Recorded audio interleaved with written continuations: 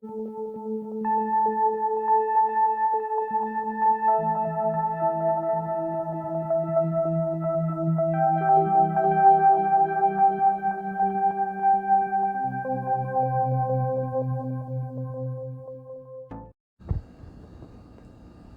folks, Heather here, and glad that you could join me today.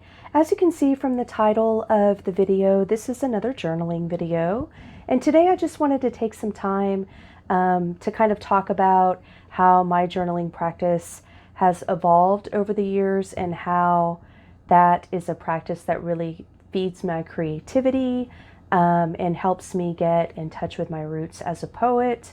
And it also has really, in a lot of ways, reinvigorated how I view the task of writing, because it is definitely a task, but an enjoyable one, and certainly one that is informative and offers insights and wisdoms that I think will help you on on your journey as you try to access like your soul's purpose. So for me, journaling initially was always just you get a journal, you kind of jot down your reflections for the day, the things that you experienced and how those impact your thinking, and how those have really become a part of your daily routine and your life. And that idea just for me never set well. Now, mind you, I've been writing since pretty early, probably about the age of 7 or 8 is when I first started writing poetry. I've studied writing and I've studied poetry, and I'm not sure that it actually, I mean, of course, I learned a lot through that process, but I don't think it helped me kind of stoke the passion that I feel about, that I felt for writing. And I guess to a degree, like, I still feel that passion, but it's something that I think I have to cultivate, and I have to find different ways to nourish that passion so that I will actually do the work of writing poetry. So after graduate school, like, I actually stopped writing for a significant amount of time. And journaling was something that was recommended to me. I was a skeptic.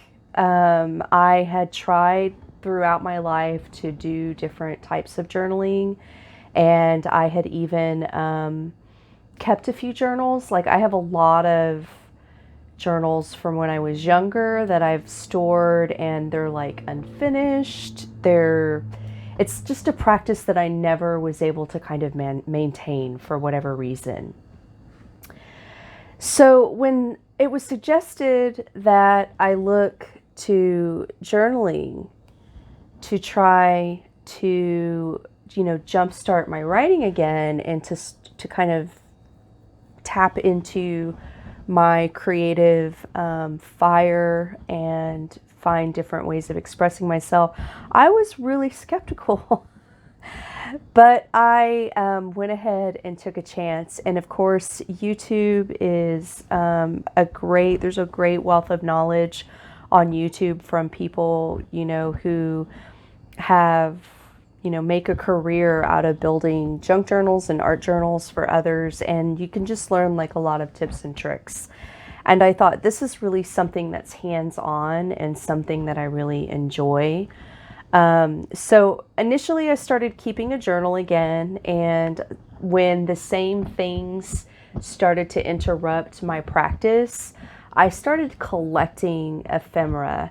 And I did this on my own, just like if, for example, if I would go to a movie, it would be a movie stub or a label off of something I ate or something like that. I just kind of started doing all of that before I was aware of the junk journal craze, and I started incorporating those onto my journal pages as a way to kind of jumpstart writing. I figured, well, I'll build, these pages out with ephemera, and then I will use that ephemera as a way to start, writing about that particular day or that memory or that experience or what was said that impacted me, just a variety of different ways you can approach that.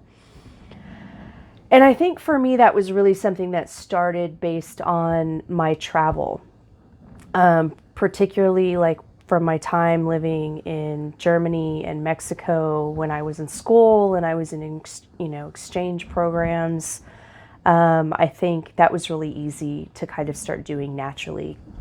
Keep my ticket stub from a museum in Berlin and, things of that nature. It just seemed very romantic and ideal at the time. And I kept all that, and now I'm actually doing something with it. So that's like 4 minutes of a ramble, but I think it's really vital to kind of understanding how I approach journaling and the way that I think about journaling really as a part of my ritual practice. It's a part of my spiritual excavation and development. It's a part of how I express myself artistically, and also how I engage my creativity, my creative mind. And I think it's important to understand the genesis of that story in order to really get my my passion for journaling. So I chose the right word today, right, for that, because I do feel a particular passion for journaling.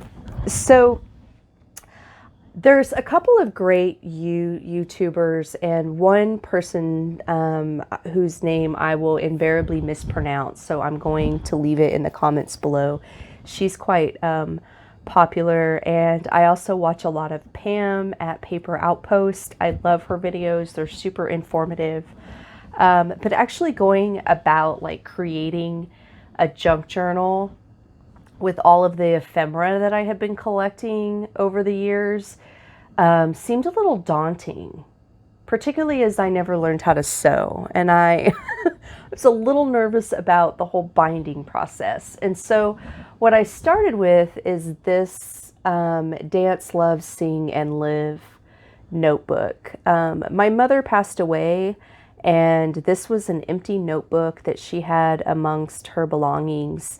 And it's hardcover, it's super bulky, and very heavy. So I didn't want to get rid of it, but I wanted to figure out how I could use it. And I knew it wasn't going to work for me as a typical reflection journal just because of its size. Like, it's unlikely that I would take it anywhere. And I kind of like to carry my journals around with me so that I can, use them when the mood strikes.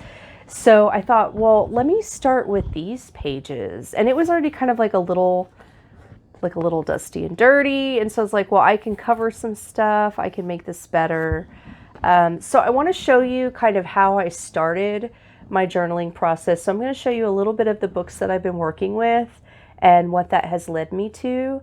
If this is a video that interests you, I hope that you will hit the like button. So that will help the algorithm, of course, and build the community, and that you will subscribe, because I intend to incorporate more journaling videos into the content.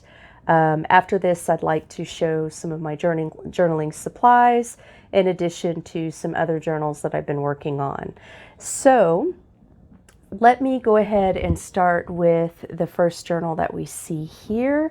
I'm just going to pause for a moment and readjust the angle a bit.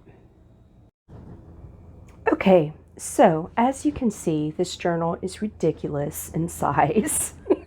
And I liked the quote on the cover, which is a Sousa quote.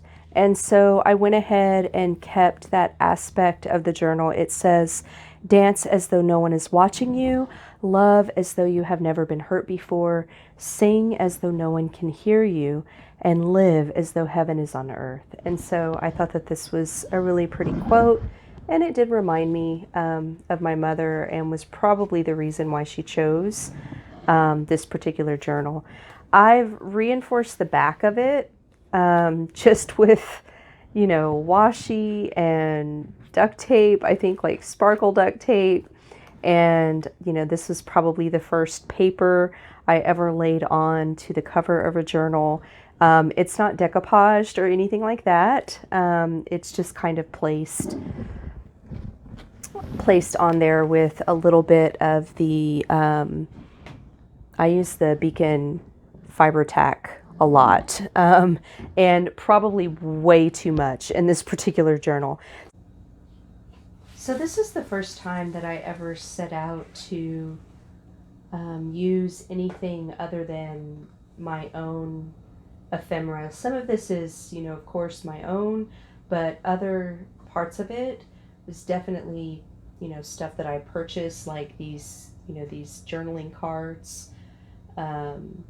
I think I picked up this Klimt card from a museum in probably Berlin, and I attached, you know, a ribbon, and I didn't, you know, I was kind of nervous about lifting the paper to do it, or, you know, maybe even covering on top of the paper, because I didn't really have flat ribbon. I just had like whatever was in my craft supplies. So I did it this way, and I just kind of had fixed something on top of it so it wouldn't be so noticeable that it was glued on. So let's see if I can get it from this angle. So yeah, like there are parts of the journal that really have like just different things that I've collected, and it's not in any particular order in terms of by dates. You know, it's just I had all of this and I kind of put it together. So you'll see a mixture of things. You know, you'll see like I've got some railroad passes for Pikes Peak. I've got, this is from you know, off a package of something I probably ate or drank in Vietnam or something like that. Probably off a souvenir, it looks more likely. I've created like some different pockets out of like some of my trips to Germany. So I have like a Germany rail pass, and I just kind of created, you know, some like different pockets with some notes that I wrote down. You know, theater tickets, of course, my amateur drawings.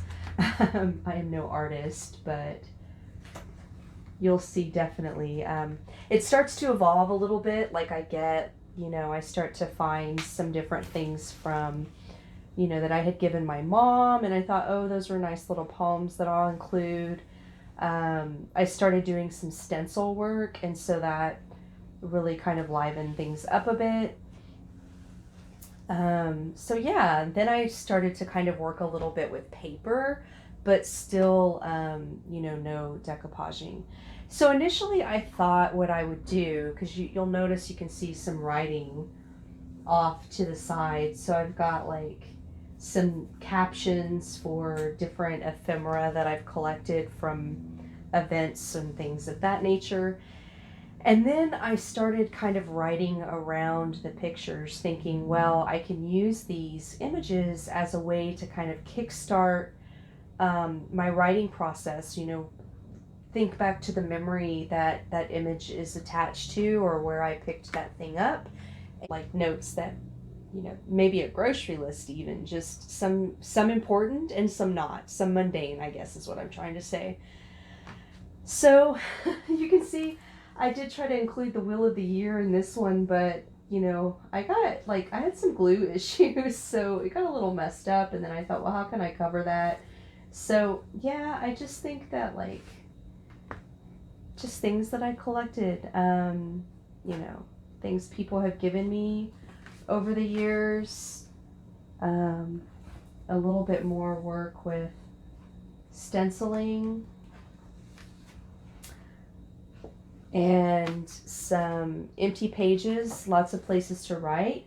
And so at this point, I'm thinking I'm going to do some writing, but I also am thinking if I have any more like ticket stubs, things that are flat, that's not going to make the journal that much more large because it's pretty big now, that I will include those. I like things like this, even though it's just a post-it note, because that means I can write underneath and hide text, which is nice.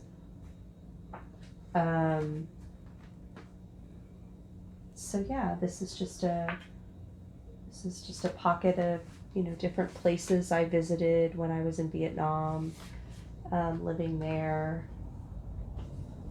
And there are some personal things in here, so I'm just kind of looking ahead to see what I have. Yeah, journaling cards that I made. And then I started playing around with, you know, envelopes, like, well, what kinds of goodies can I hide in an envelope? So this is actually really nice, because you can see, I just kind of attached it to one side, and then I've just got some things tucked away in there, which is really nice. And then you can see one of my baby pictures. Can I say it was the 70s? So yeah, just really enjoyable. It, like I said, it started to become massive. So I never did finish it. There are still blank pages in it. And like I said, I'm not really sure like where I'm gonna go with it, to be quite honest with you. Like, it's probably gonna be a journaling exercise that I'm going to do. You can see some of my graduate photos. I liked incorporating some of the stationery and things that I picked up throughout my travels. This is, as you can see, I think from Egypt. But a lot of this extra like moon paper and like the layering that I've done is really with scrapbooking paper. So let's see what else we have. Some pockets. And then I started playing around with the idea of doing like pullouts. So in this case, like, you know, you can write on the inside, and then also, you know, you have a little tuck pocket. I just, you know, have an index card in there, which makes a really nice, inexpensive journaling card. So yeah, I think at this point what I'm going to do is probably going to have to commit to, I don't know, figuring out a way to incorporate this into my journaling practice. So I'll let you know how that goes. That might be something that I bring into my Saturday rituals. So yeah. Next, after this particular project, then I kind of moved on, and I realized that I had a lot of things in my collection that I had memories attached to but I didn't necessarily need to keep in their current form. So I started thinking, well, how can I repurpose those? And I still have a few travel handbooks, and because at the time that I was in Germany, it made sense for me to have one. And so I have a few from Germany, and I think I have maybe one. Actually, that might be all. That might be the only ones. Maybe one from when I was in Holland, but I'm not sure. But I didn't want to just like recycle them. So I was like, I'm going to try to pull this in and see if I can take my journaling a step further. And what I've done is I basically took the handbook and I gutted it, and then I just pretty much put it back together, right? So I've kind of did that, and I left some aspects whole, but what I'd like to do here is put pictures for my travel. So this one in particular, I'm planning to use to house like some photographs and things that I already have printed from my time in Germany. So I'm probably going to be putting some photographs on these pages. And then I think, let me see if this opens. I thought it did, but I guess it doesn't. Next, I think all of this particular notebook will probably end up being photographs and postcards, things from Germany. So this is the actual page from the Traveler's Notebook. These two are.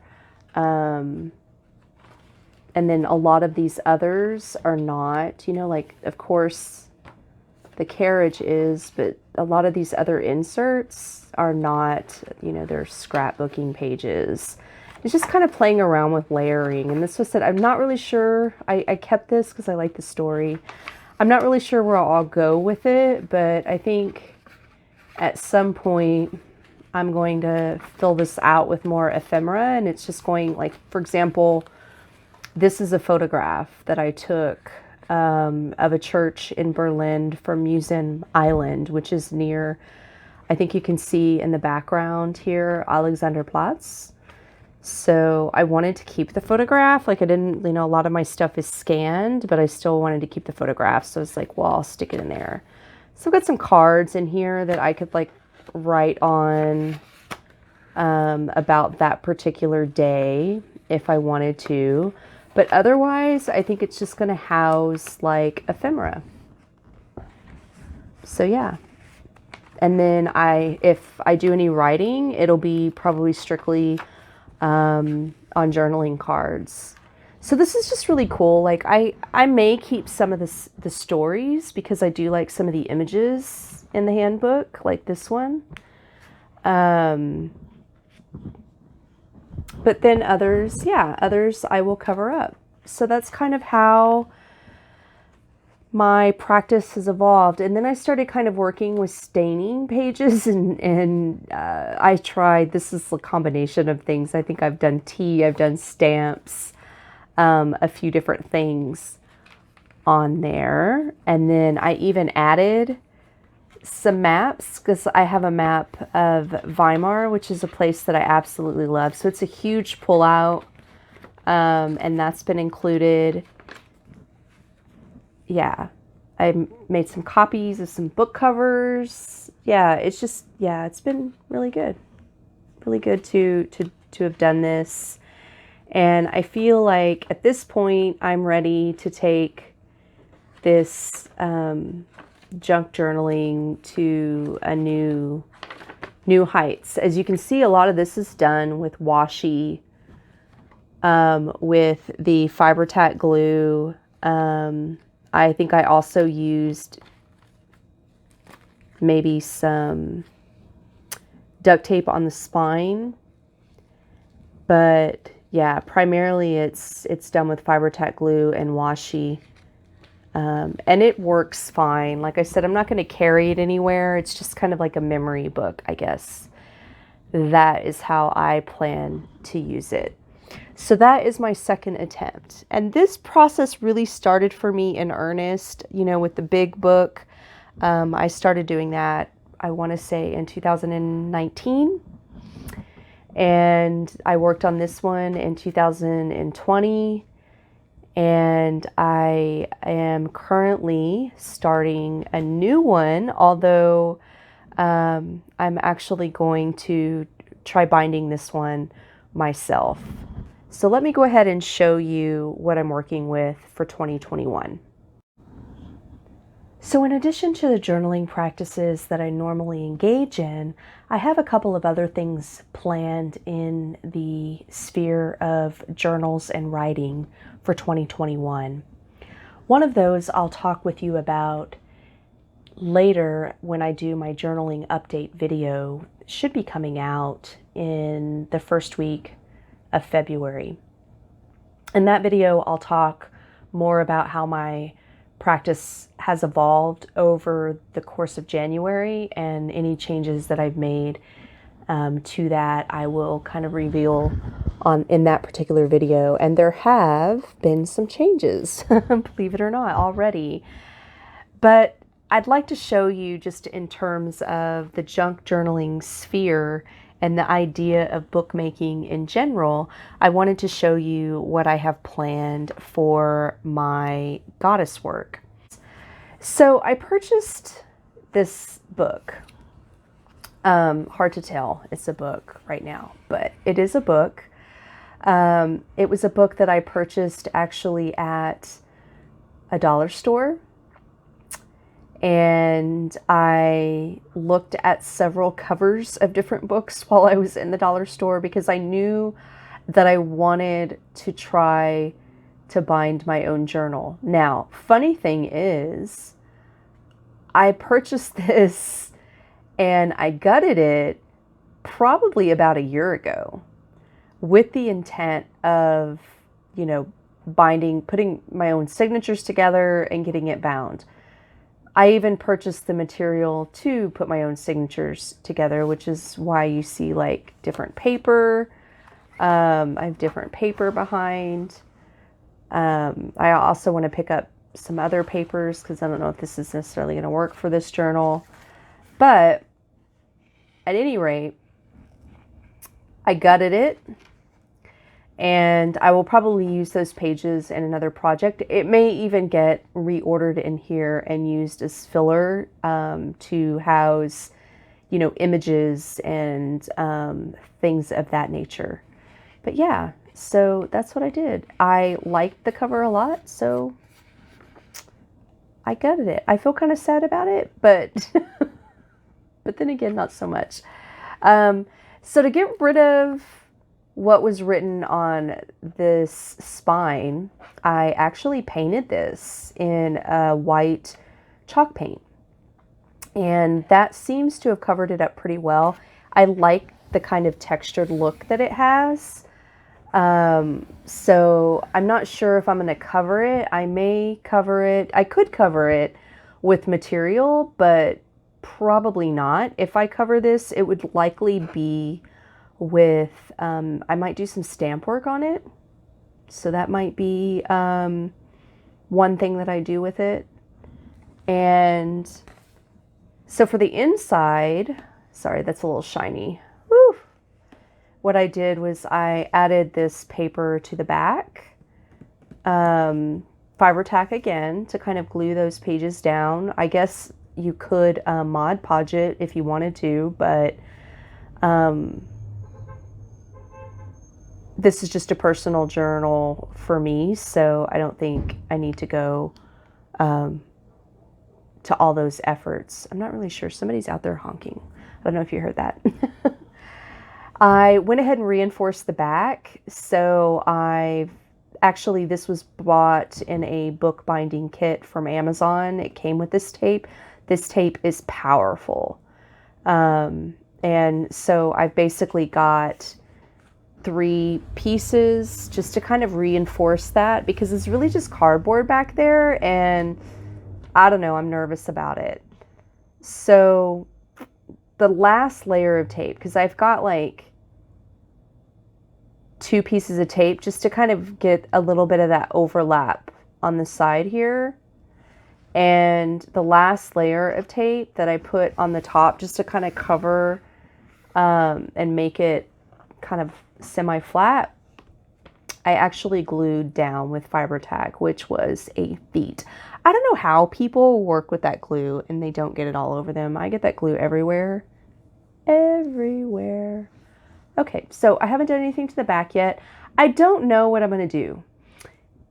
I need to make a decision quick. I need to make a decision quick about the back. I'm not sure that I'm going to do anything for the back, to be quite honest. Or the front. I may leave it. As I said, I may do some stamping, but I'll probably make a decision about that in the next couple days. Next, I have to figure out how I'm going to get the signatures in. Now, I could take like a cereal box and cut that out and put down the center here and use that as a mounting board for my signatures. But I might do this the old-fashioned way, which kind of appeals to me. Plus, as I said, it's my first. It seems easier to me to go ahead and poke some holes in the surface of this book here and sew them in, which means on the back spine, I would have thread, going down the spine where the signatures have been sewn in. But I do actually have a really nice thread that matches this gold heart apple. So that could work as well. The only thing I'm on the fence about really is whether or not I'm going to cover the back, because I feel like it's going to get dirty and that's going to annoy me. So I may cover the whole back. I just really can't decide. So if you have a preference, let me know down in the comments below. So as many of you know who are returning viewers, I've worked pretty frequently and significantly with Claudia Olivos's Sacred Mothers and Goddesses Oracle cards that came out this year. I think I picked these up in October, and I have a walkthrough of these cards, and I will try to remember to link that in the cards above so that you could check it out. This is a really special deck to me. It's a deck that has really kind of propelled me to reinvestigate the divine feminine and sacred feminine energies. So this particular journal is going to be centered around that deck. I actually received a Goddess of the Year reading, and in that reading I was able, I got my Goddess of the Year, and I have a goddess for each month. And so the difference with this particular journal, which I think is going to be really great, is everything is going to be focused around that year ahead reading. And so for me, that was the year ahead reading that I chose to do for 2021.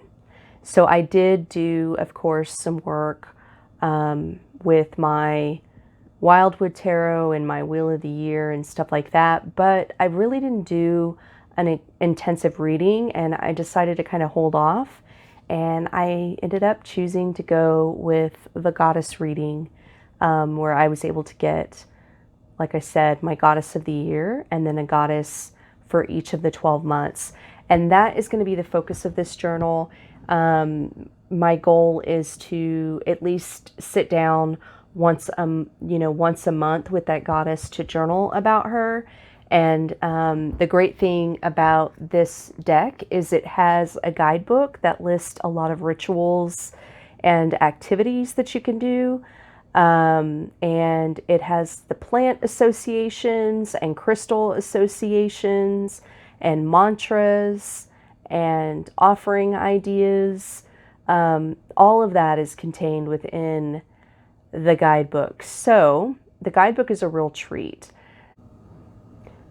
So yeah, I just wanted to share with you today how my journaling practice has evolved over the years, how a lot of the rituals that I talk about on this channel and the different ideas that I have about rituals are coming from that background in writing. And for me, writing is a spiritual act.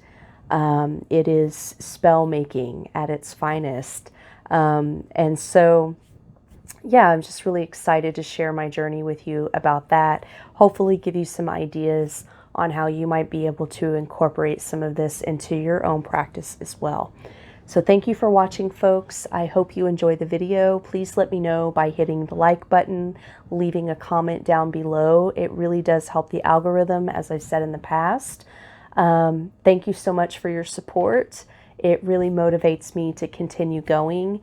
And yeah, I'd like to engage with you down in the comments. So please share a little bit about your practice as well. So I hope you have a blessed day.